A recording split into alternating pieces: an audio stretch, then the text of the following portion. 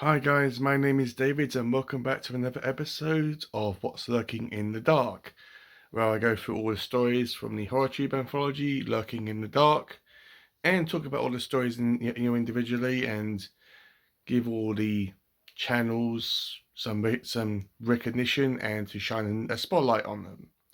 So today's story I'm going to be talking about is called One Lonesome Night by E.D.Lewis. Now E.D.Lewis, I've known him for many years. I've watched his channel and he doesn't have like a real flashy um videos or anything like that. He just points the camera and just talks. He's a really laid back type of guy and humble, and it was really cool. He's a person that I consider a friend and someone that I wouldn't mind getting a coffee with and going book shopping with, and and as I said, I consider him a friend. So but with that said, guys, I'm not going to let that cloud my judgment or give me a biased opinion or anything like that. Now, I'm going to give you and I'm going to give E.D. Lewis my true feelings towards this story. So I just want to make that clear, guys, that I'm not going to let that cloud my judgment and just say, well, you're clearly going to give him a high rating and say that this book is awesome or this story is awesome because you just said that you consider him to be a friend. No, I'm not going to do that here, guys. I'm going to tell you how it is and what I truly thought about this story. So before I get into it, guys, this is going to be a spoiler-free video as always, and this is just going to be my thoughts and feelings regarding this story. Also, I will have E.D. Lewis's channel linked down below, so highly recommend him.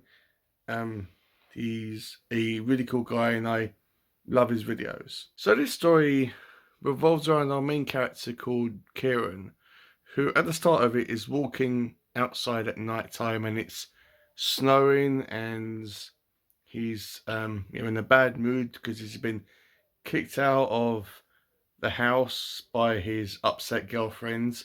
And as the story goes on, we find out why Kieran is in a bad mood. It's because at a party, I'm pretty sure it's a Halloween party, he got drunk and he kissed his girlfriend's sister, who he said that he didn't mean anything, but in the story it's implied that he finds his girlfriend's sister to be very attractive. So he thinks that he hasn't done anything wrong and he's just angry and frustrated at the situation and at his girlfriend, who is called Mia. I'm thinking, well, how can you be upset about the situation? You're the one that started it. And it's like, well, it's like you actively went out and cheated on your girlfriend. So as he's walking along, he comes across a cemetery, and in a cemetery at night, there is a woman standing there looking at him, smiling and waving. For anybody that's normal, they would probably walk the other way, scream in complete terror, or pretend that they didn't see this person and just not acknowledge them and walk off. But no, not Kieran. He goes directly into the cemetery and goes up to her, talks to her, says, oh, well, what's a pretty little thing like you doing in the cemetery at night? And he finds her extremely beautiful and attractive, and it's even implied that he is making plans in his head about taking her back to his place to do the sexy wrestling and what really goes bump in the night. I mean, you get the point. So he goes up to her and interacts with her. I won't say what happens, but it doesn't end well for Kieran by the end of the night, as he is attacked by a creature. Now the creature, it's described about what the creature does to Kieran, but it's not specifically laid out in black and white what the species of this creature is. Now I think it's one thing, but you may think it's a different thing. But for me personally, I know because E.D.Lewis is a massive fan of Buffy, the TV show. And I know for a fact that he was probably heavily inspired by that show while writing this story. And there was a specific situation that happened to a character or characters in that show that I had in my mind. Now I'll put them up on the screen, just so you know who I'm talking about. But that whole situation reminded me about these two characters from the show. I really like this story. E.D. Lewis, I've actually read one of his stories before, his one of his novels, and he's really big into description, setting description, and what's happening around you.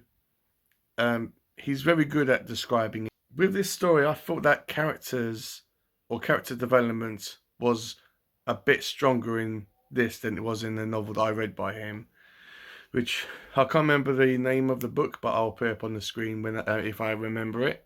I really liked this story. I really liked it. It had a good flow. It didn't drag whatsoever, and it was a short one, but I didn't think that it was too short, or it could have been longer or whatever. And it is very gory and atmospheric and creepy and all that wonderful things that I love in horror. It's it's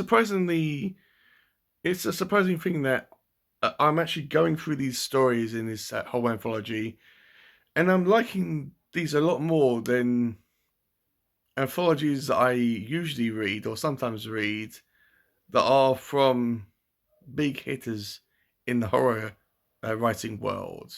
It's really strange that it's a testament and proof that you should read stuff that's not like that isn't mainstream, that's from like small authors or booktubers or whatever, because that might surprise you. You might think, well, this is really good, but I would never have read this anyway. I'm going to rate this story a 4 stars out of 5, and yeah, I know that E.D. Lewis hasn't written a ton of stuff, but I will be looking forward to the next thing that I read by him, whether it's a short story or a novel or whatever. So yeah, don't forget to check out E.D. Lewis's channel. I'll have it linked down below. And with all that out of the way, I'll see you on my next video.